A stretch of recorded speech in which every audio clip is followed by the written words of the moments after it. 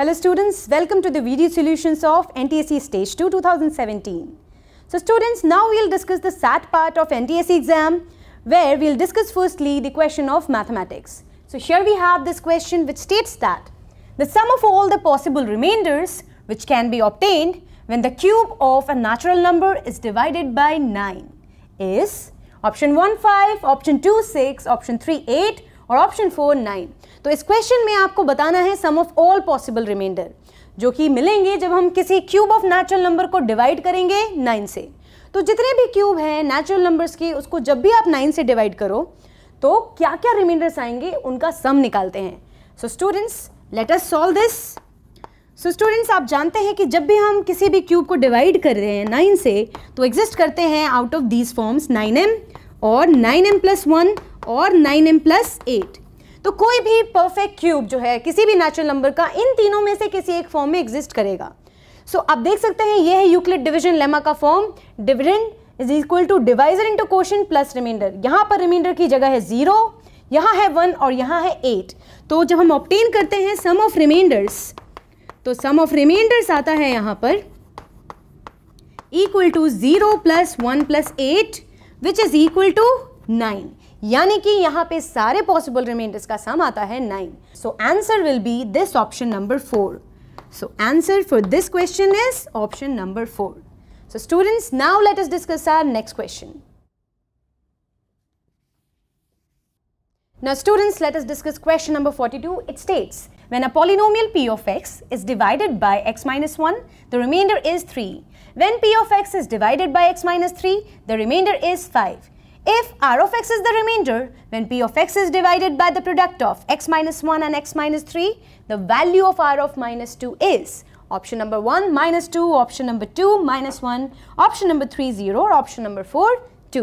So students, in this question p of x ऐसा polynomial है जिसको आप x minus 1 से डिवाइड करते हैं तो रिमाइंडर आता है 3, और जब उसी पॉलिनोमियल को हम डिवाइड करते हैं x minus 3 से तो रिमाइंडर आता है 5. Now you have to tell कि रिमाइंडर क्या आएगा जब इसको डिवाइड करेंगे प्रोडक्ट ऑफ x minus 1 और x minus 3 से. सिर्फ रिमाइंडर ही नहीं ढूंढना, you have to find the value of the remainder at -2, that is r of -2. So let us solve this question students. So when p of x is divided by x minus 1, so p of x is dividend, divisor x minus 1, quotient q of x, then remainder is 3. In the same way students, p of x को जब divide करते हैं x minus 3 से तो quotient आता है कुछ g of x and the remainder is 5. जब हम इसको डिवाइड कर रहे हैं x minus 1 से तो रिमाइंडर है 3, और जब डिवाइड कर रहे हैं x minus 3 से तो रिमाइंडर है 5.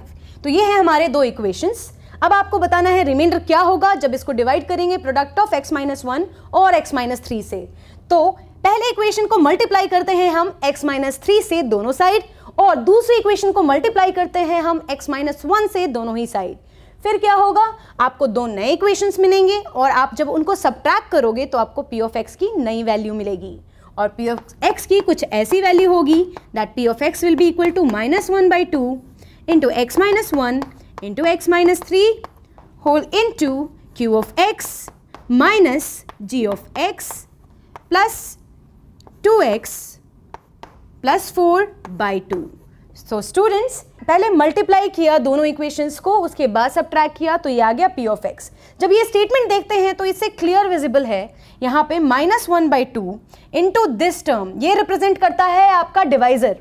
x minus 1 into x minus 3 represent करता है divisor, and q of x minus g of x upon -2 represent करता है हमारा क्वोशिएंट, और रिमाइंडर पार्ट ये है विच इज 2x + 4/2.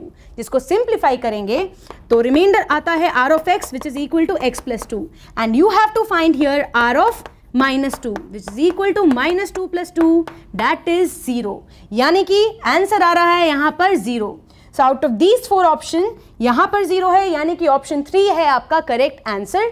यहाँ लिख सकते हैं answer for this question is option number 3. Now students, we have obtained the remainder. Now let us discuss our next question.